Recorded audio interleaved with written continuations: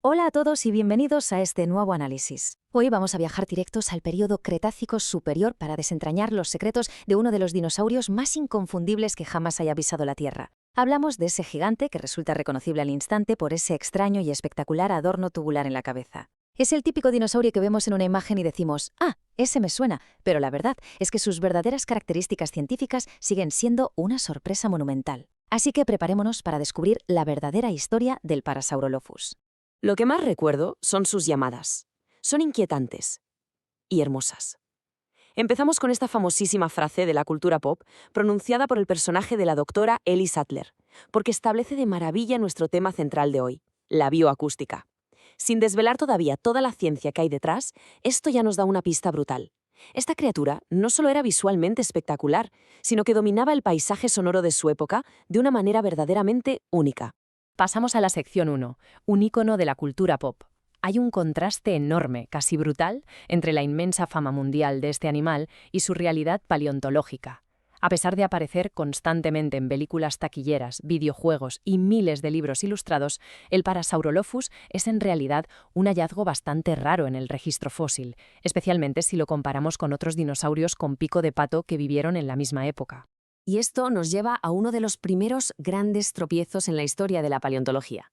En 1920, el paleontólogo canadiense William Parkes descubrió y nombró a esta criatura. Al mirar su cráneo, dio por sentado que estaba estrechamente emparentado con otro dinosaurio ya conocido llamado Saurolophus. Por eso lo bautizó como Parasaurolophus, que literalmente significa cercano al Saurolophus. Pero como podemos ver en esta comparación visual, fue un nombre totalmente desacertado. El Saurolophus tenía una cresta sólida y puntiaguda. El nuestro, en cambio, poseía una enorme cresta hueca, llena de tubos internos complejísimos. De hecho, pertenecen a subfamilias totalmente distintas. Sección 2. El gran misterio de la cresta. Durante décadas, ese gigantesco tubo en la cabeza fue un auténtico quebradero de cabeza para los científicos. Vamos a ponernos la gorra de detectives para explorar qué cosas llegaron a teorizar los primeros investigadores sobre la verdadera utilidad de este enorme apéndice. Es fascinante ver cómo el método científico se va corrigiendo a sí mismo con el tiempo. Tras su descubrimiento en Alberta en 1920, vinieron décadas de teorías bastante locas. En los años 30, algunos investigadores creían firmemente que servía como un tubo de buceo o un tanque de aire extra. Damos un salto a 1975 y se propone que era simplemente una estructura de exhibición visual para atraer pareja, hasta que, por fin, en 1981, el científico David Weishampel analizó la anatomía interna del cráneo y propuso algo contundente. Era una cámara de resonancia acústica.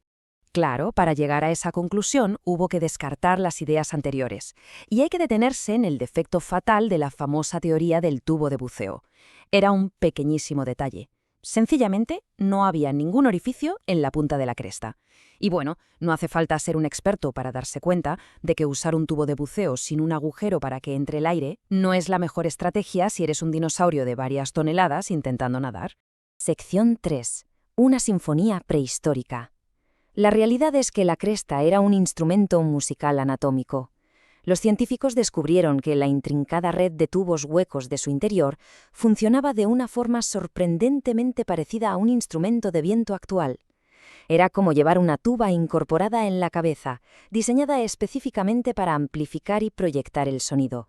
Y aquí es donde la ciencia moderna nos deja con la boca abierta. 800 hercios.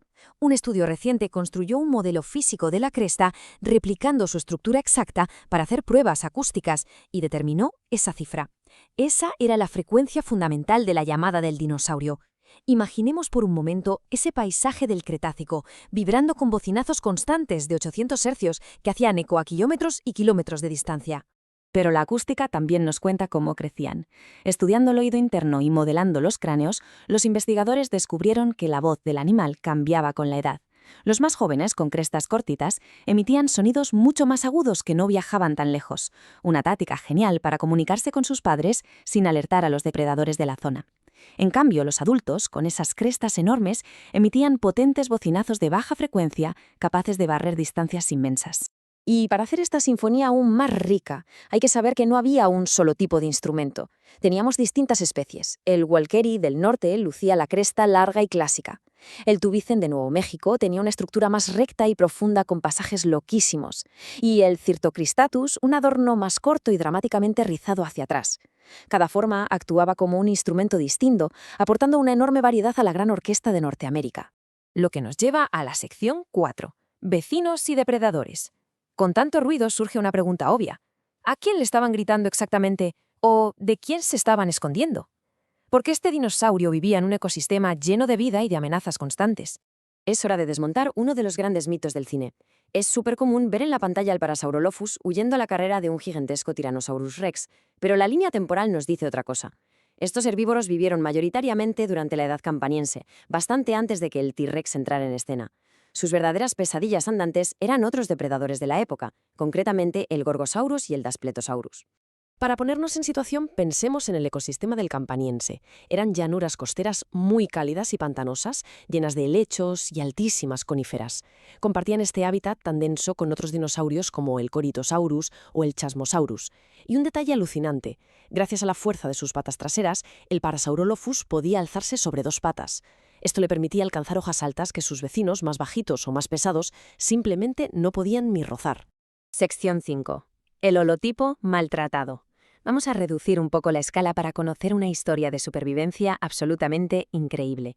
En lugar de hablar de la especie entera, nos centraremos en el estudio forense de un solo individuo, el mismísimo fósil original que se encuentra en el Museo Real de Ontario. Las cicatrices en sus huesos nos cuentan que sufrió un trauma masivo. Usando nuevas tecnologías en este fósil centenario, los científicos encontraron cosas espeluznantes: lesiones graves procuradas en las costillas, una deformidad tremenda en la columna vertebral en forma de V y un crecimiento óseo rarísimo y enorme en la zona de la cadera. Para explicar este destrozo, los paleontólogos trazaron una secuencia de eventos que es pura película de catástrofes. Una tremenda tormenta, quizás un huracán, barre la costa. En medio del caos, un árbol gigante cae directamente sobre el lado izquierdo del dinosaurio, rompiéndole las costillas y haciendo que un tendón tire de su columna hasta deformarla por completo. Y lo más fuerte de todo, sobrevivió. Los huesos cicatrizados demuestran que este tenaz animal siguió adelante, probablemente con una cojera crónica que le provocó ese crecimiento en la cadera. Curiosamente, esta lesión sirvió para resolver un viejo debate anatómico. En los libros antiguos era muy común ver al Parasaurolophus dibujado con una especie de vela o volante de piel que unía la nuca con la cresta.